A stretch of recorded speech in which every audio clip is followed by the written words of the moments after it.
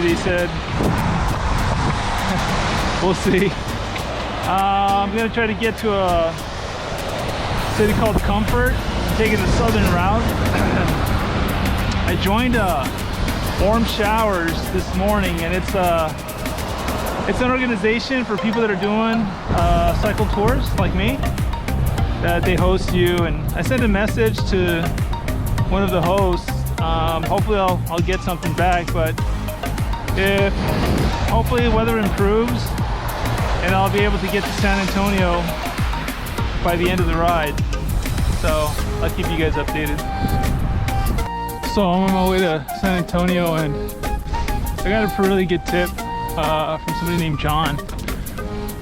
He said to take the southern route, it's a lot easier, and I'm really glad that I listened to him because there's this trail, it's a bike trail through Kerrville.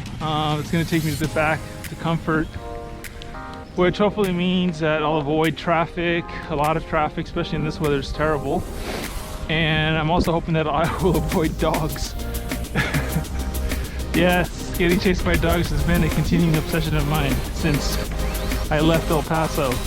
So, but overall, I mean, I had a pretty good night's rest. We had a massive thunderstorm that came through here last night. This is like the tail end of it, I think. But with luck, I'll be in San Antonio today. And it's really beautiful out here. What a contrast from all the time that I spent in the desert to being here in what seems like a, oh, look at that, there's deer. To that. Hello, deer. Juna? Something like that? Yeah, see? We get to see deer. Very cool.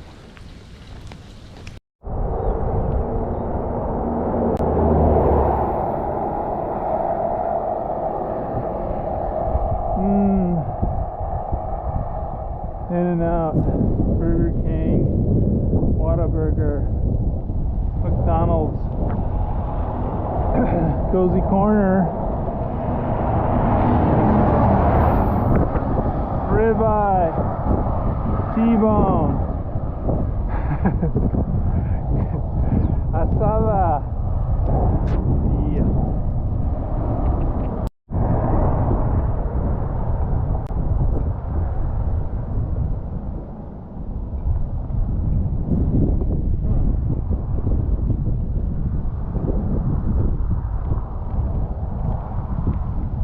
Let's check it out.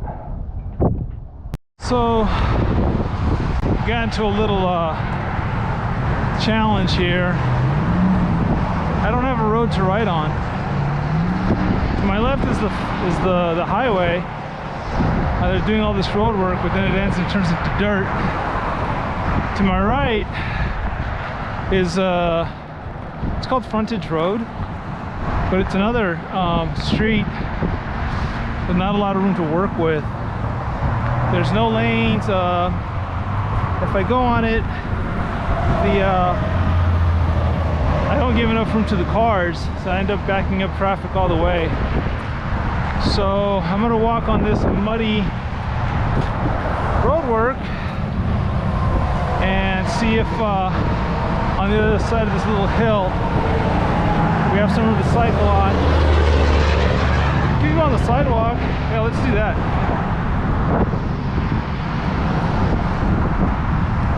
Let's do that. So I'm in this community approaching San Antonio. I'm on the outskirts of San Antonio, and it's all these estates, all these really giant ranches, luxury homes, really big homes that are next to each other. This is called Bridlewood, but it's really beautiful out here. I mean, you have houses and they have like these giant spreads. They're not too big, so you can have neighbors.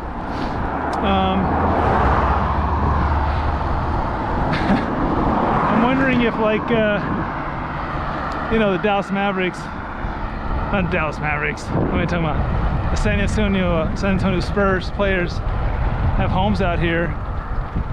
I mean, if I had that kind of access to resources, I think I'd definitely like to have a place out here, because you have all these homes, and like some of them are, yeah, they're modest, but other ones are 10,000, 15,000 square foot homes, and just beautifully designed.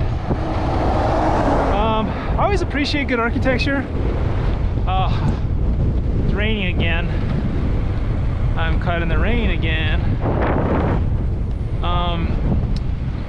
But other than that, I think it looks pretty good. So my plan is to get to a section that's on the outskirts of San Antonio, and then, like, as you can see, it's not really safe out here because they don't have a lot of room for cyclists. Even though it says, like, you know, share the road, this is how much I have to share. I think it'll be safer for me to just hop on a bus to get through town. I learned that in Tucson. Tucson was a pretty good lesson in that, you know, when you get to the outskirts of a large city, just take the bus to wherever you're going to go, because cars don't see you, especially in weather like this. Nobody's really paying attention to cyclists. Even if I'm wearing, you know, bright yellow shirt, and I have what you call it? Look at that. He's checking me out, checking him out. How about that? Or she. Right? Probably wondering what's a guy on a bicycle doing on the highway in these conditions. I would wonder the same thing.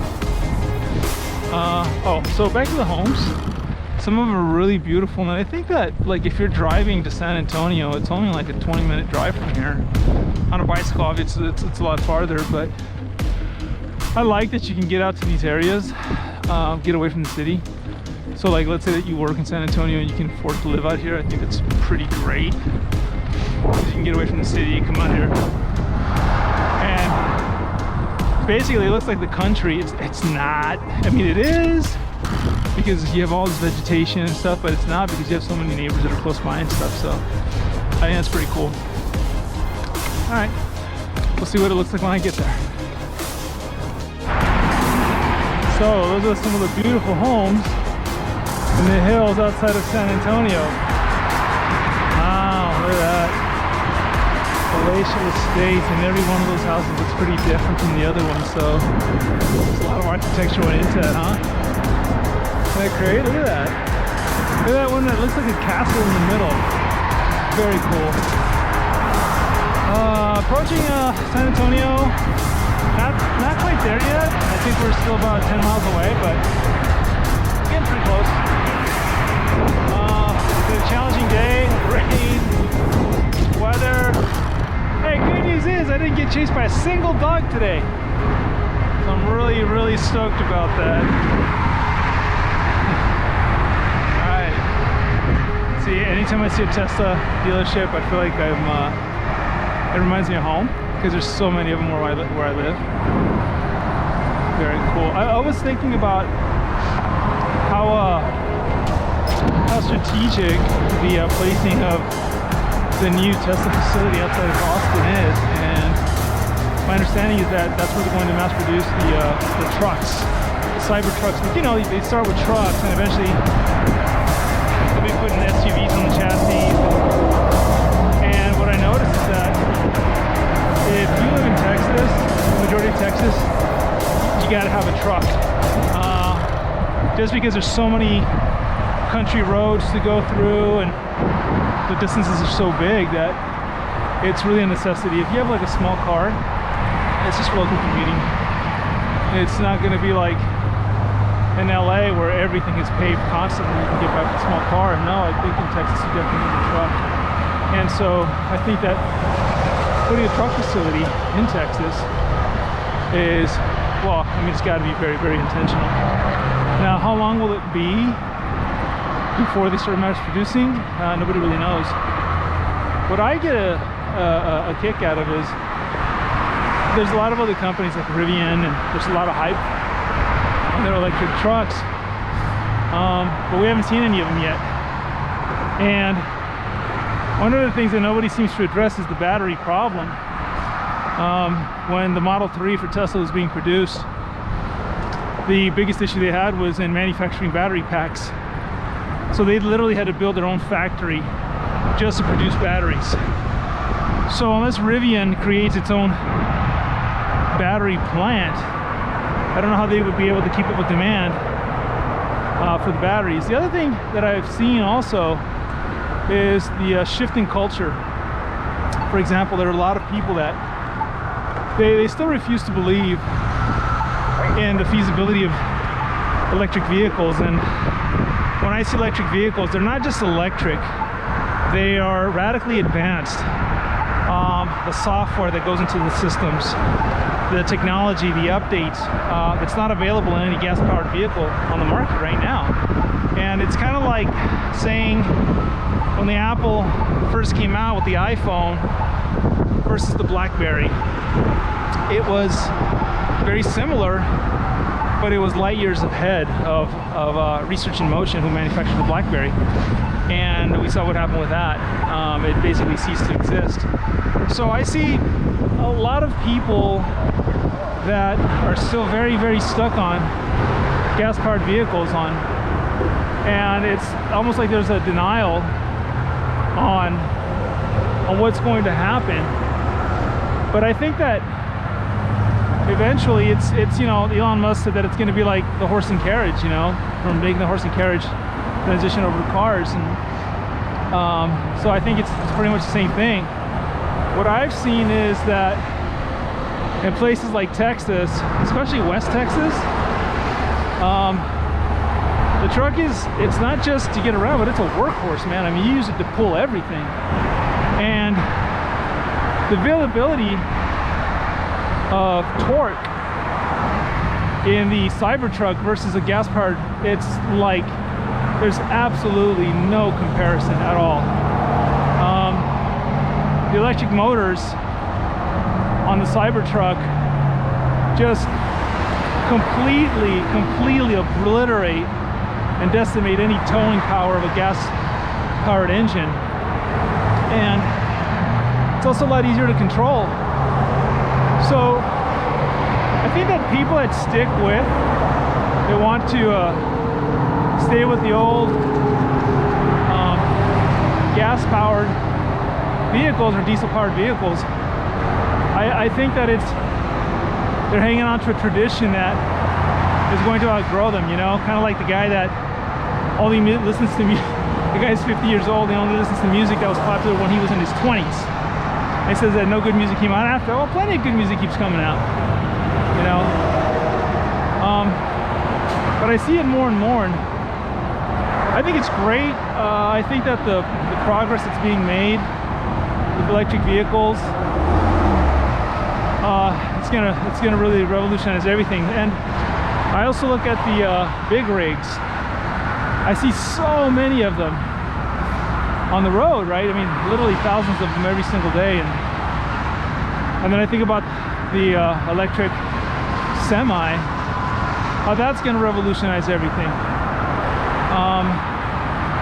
It's exciting, and I think it's going to happen a lot faster than people think. Sort of like the introduction of smartphones. They weren't there, and all of a sudden, boom, they were ubiquitous and everybody had one, and now we can't seem to live without them. I think it'll basically be the same thing. So yeah, that's my take on electric vehicles. All right, cool, everybody.